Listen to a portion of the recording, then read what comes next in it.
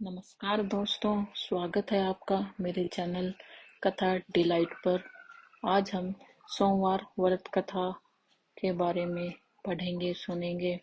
सोमवार का दिन शंकर भगवान को समर्पित होता है।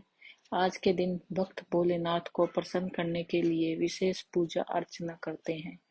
कुछ लोग आज के दिन व्रत भी रखते हैं ताकि शिव की विशेष कृपा प्राप्त की जा सके। बाबा भोलेनाथ के आशीर्वाद के लिए आप सब भी सोमवार का व्रत कर रहे हैं तो शिव व्रत कथा को पढ़कर या सुनकर इस उपवास को पूरा करें। सोमवार व्रत की विधि। नारद पुराण के अनुसार सोमवार व्रत में व्यक्ति को प्रातः स्नान करके शिव जी को जल और बेलपत्र चढ़ाना चाहिए तथा शिव गौरी की पूजा करनी चाहिए। शिव पूजन के बाद सोमवार व्रत कथा सुननी चाहिए। इसके बाद केवल एक ही समय ही भोजन करना चाहिए। साधारण रूप से सोमवार का व्रत दिन के तीसरे तक होता है, मतलब शाम तक रखा जाता है। सोमवार व्रत 3 प्रकार का होता है: प्रति सोमवार व्रत, सौम्य प्रदोष व्रत और 16 सोमवार का व्रत। इन सभी व्रतों के लिए एक ही विधि होती है।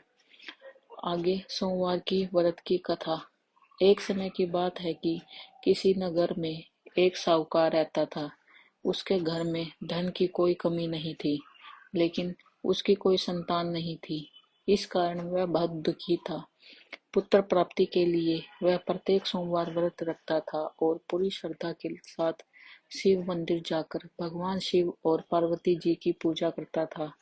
उसकी भक्ति देखकर एक दिन मां पार्वती प्रसन्न हो गई और भगवान शिव से उस साहूकार की मनोकामना पूर्ण करने का आग्रह किया। पार्वती जी की इच्छा अनुसार भगवान शिव ने कहा कि हे पार्वती, इस संसार में हर प्राणी को उसके कर्मों का फल मिलता है और जिसके भाग्य में जो है उसे भोगना ही पड़ता है। लेकिन पार्वती जी ने साहूकार की भक्ति का मान रखने के लिए उसकी मनोकामना पूर्ण करने की इच्छा जताई। माता पार्वती के आग्रह पर शिव जी ने साहूकार और पुत्र प्राप्ति का वरदान तो दे दिया, लेकिन साथ भी यह भी कहा कि उसके बालक की आयु केवल 12 वर्ष होगी। माता पार्वती और भगवान शिव की बातचीत को साहूकार सुन रहा था। उसने ना तो इस बात की खुशी थी, ना ही दुख। वह पहले की भांति ही शिव जी की पूजा करता रहा। कुछ समय के बाद साहूकार के घर एक पुत्र का जन्म हुआ। जब वह बालक 11 वर्ष का हुआ तो उसे पढ़ने के लिए काशी भेज दिया। साहूकार ने पुत्र के मामा को बुलाकर उसे बहुत सारा धन दिया और कहा कि तुम इस बालक को काशी विद्यापीठ प्राप्ति के लिए ले जाओ और मार्ग में यज्ञ कराना। जहाँ भी यज्ञ कराओ वहाँ ब्राह्मणों को भोजन कराते और दक्षिणा देते हुए जाना। दोनों मामा भांजे इसी तरह यज्ञ कराते और ब्राह्मणों को दान दक्षिणा देते काशी की ओर चल पड़े।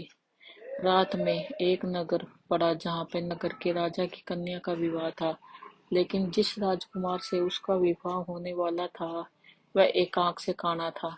राजकुमार के पिता ने अपने पुत्र के काना होने की बात को छुपाने के लिए एक चाल सोची। साहूकार के पुत्र को देखकर उसके मन में एक विचार आया। उसने सोचा, क्यों न इस लड़के को दूल्हा बनाकर राजकुमारी से विवाह करा दूं। विवाह के बाद इसको धन देकर विदा कर दूंगा और राजकुमारी को अपने नगर ले जाऊंगा। लड़के को दूल्हे के वस्त्र पहनाकर राजकुमारी से विवाह कर दिया गया, लेकिन साहूकार का पुत्र ईमानदार था। उसे यह बात न्याय संगत नहीं लगी। उसने अवसर पाकर राजकुमारी की चुन्नी के पल्ले पर लिखा कि तुम्हारा विवाह मेरे साथ हुआ है, लेकिन जिस राजकुमार के संग तुम्हें भेजा जाएगा वह एक आंख से काना है। मैं तो काशी पढ़ने जा रहा हूँ। जब राजकुमारी ने चुन्नी पर लिखी बातें पढ़ी तो उसने अपने माता पिता को यह बात बताई। राजा ने अपनी पुत्री को विदा नहीं किया, जिससे बारात वापस चली गई। दूसरी ओर साहूकार का लड़का और उसका मामा काशी पहुंचे और वहां जाकर उन्होंने यज्ञ किया। जिस दिन लड़के की आयु 12 वर्ष की हुई उसी दिन यज्ञ रखा गया। लड़के ने अपने मामा से कहा कि मेरी तबीयत कुछ ठीक नहीं है। मामा ने कहा कि तुम अंदर जाकर सो जाओ। शिव जी के वरदानुसार कुछ ही देर में उस बालक के प्राण निकल गए। मृत भांजे को देखकर उसके मामा ने विलाप शुरू किया। शोकवंश उसी समय शिवजी और माता पार्वती उधर से जा रहे थे। पार्वती ने भगवान से कहा, स्वामी, मुझे इसके रोने के स्वर सहन नहीं हो रहा है। आप इस व्यक्ति के कष्ट को अवश्य दूर करें। जब शिवजी मृत बालक के समीप गए तो वह बोले कि यह उसी साहूकार का पुत्र है जिसे मैंने 12 वर्ष की आयु का वरदान दिया था। अब इसकी आयु पूरी हो चुकी है। लेकिन मातृभाव से विभोर माता पार्वती ने कहा कि हे महादेव, आप इस बालक को और आयु देने की कृपा करें, अन्यथा इसके वियोग में इसके माता पिता भी तड़प तड़प कर मर जाएंगे। माता पार्वती के आग्रह पर भगवान शिव ने उसे लड़के को जीवित होने का वरदान दिया। शिव जी की कृपा से वह लड़का जीवित हो गया। शिक्षा समाप्त करके लड़का मामा के साथ अपने नगर की ओर चल दिया। दोनों चलते चलते उसी नगर में पहुंचे जहां उसका विवाह हुआ था। उस नगर में भी उन्होंने यज्ञ का आयोजन किया। उस लड़के के ससुर ने उसे पहचान लिया और महल में ले जाकर उसकी खातिरदारी की और अपनी पुत्री को विदा किया। उधर साहूकार और उसकी पत्नी भूखे प्यासे रहकर बेटे की प्रतीक्षा कर रहे थे। उन्होंने प्रण कर रखा था कि यदि उन्हें अपने बेटे की मृत्यु का समाचार मिला तो वह भी प्राण त्याग देंगे।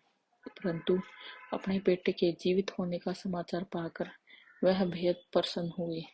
उसी रात भगवान शिव ने व्यापारी के स्वप्न में आकर कहा, हे श्रेष्ठी, मैंने तेरे सोमवार के व्रत करने और व्रत कथा सुनने से प्रसन्न होकर तेरे पुत्र को लंबी आयु प्रदान की है। इसी प्रकार जो कोई सोमवार का व्रत करता है या कथा सुनता है और पढ़ता है, उसके सभी दुख दूर होते हैं और समस्त मनोकामनाएं पूर्ण होती है। धन्यवाद।